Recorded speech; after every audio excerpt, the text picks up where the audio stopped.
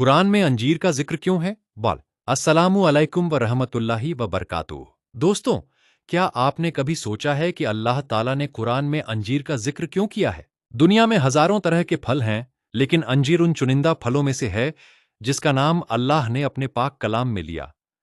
आखिर इस फल में ऐसी क्या खास बात है? आइए आज कुरान की रोशनी में इसे समझते हैं। अल्लाह ताला सूरह अत्तीन की शुरुआत में फरमाता है, कसम है अंजीर की और जैतून की। जब अल्लाह किसी चीज की कसम खाता है तो यह उसकी अहमियत और उसमें छिपी हुई हिकमत की तरफ इशारा करता है। इसका मकसद यह है कि इंसान अल्लाह की बनाई हुई नेमतों पर गौर करे और उनसे सीख हासिल करे। दोस्तों, अंजीर एक बहुत ही नर्म, मीठा और फायदेमंद फल है। यह पेड़ पर उगता है और बहुत कम समय में पक जाता है।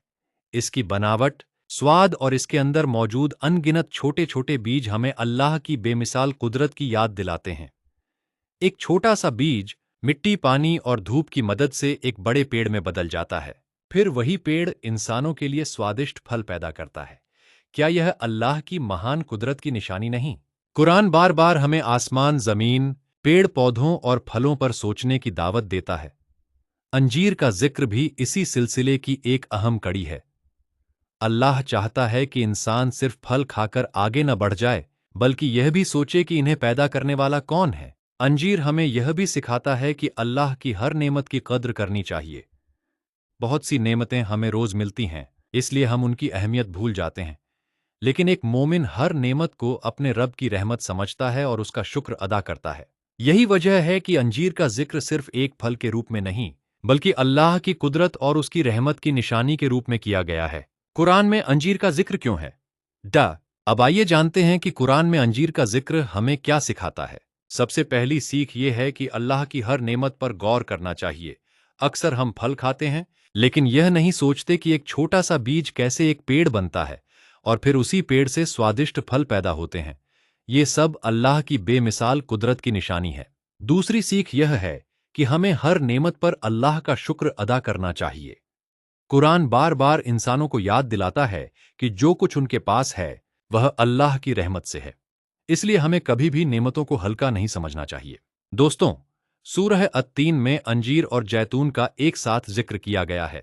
इसके बाद अल्लाह ताला इंसान की पैदाइश का जिक्र फरमाते हैं कि उसने इंसान को बेहतरीन बनावट में पैदा किया।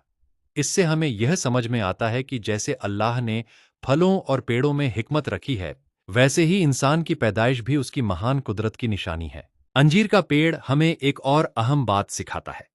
यह हर मौसम में फल नहीं देता, बल्कि सही समय आने पर फल देता है। इसी तरह इंसान को भी सब्र करना चाहिए। हर अच्छी चीज अपने सही वक्त पर मिलती है। जल्दबाजी के बजाय अल्लाह पर भरोसा रखना चाहिए। इस पूरे विषय से हमें 5 बड़ी सीख मिलती हैं। 1. अल्लाह की हर नेमत उसकी कुदरत की निशानी है। 2. हर नेमत पर अल्लाह का शुक्र अदा करना चाहिए। 3. अल्लाह की बनाई हुई चीजों पर गौर करने से ईमान मजबूत होता है। 4. सब्र करने वालों को अल्लाह बेहतर बदला देता है। 5. कुरान हमें सोचने, समझने और अल्लाह की पहचान करने की दावत देता है। दोस्तों, जब भी आप अंजीर देखें या खाएं, तो ये याद रखिए कि यह सिर्फ एक फल नहीं, बल्कि कुरान में जिक्र की गई एक मुबारक नेमत है, जो हमें अल्लाह की कुदरत, उसकी रहमत और उसकी अनगिनत नेमतों की याद दिलाती है। अगर आपको ये वीडियो पसंद आई हो, तो इसे अपने दोस्तों और परिवार के साथ जरूर शेयर करें, ताकि ज्यादा से ज्यादा लोग कुरान में जिक्र किए गए पेड़ों और फलों की अहमियत को जान सकें। इंशाअल्लाह अगली वीडियो में हम जानेंगे कुरान में अनार का जिक्र क्यों किया गया है। अस्सलामु अलैकुम व रहमतुल्लाहि व बरकातुहू।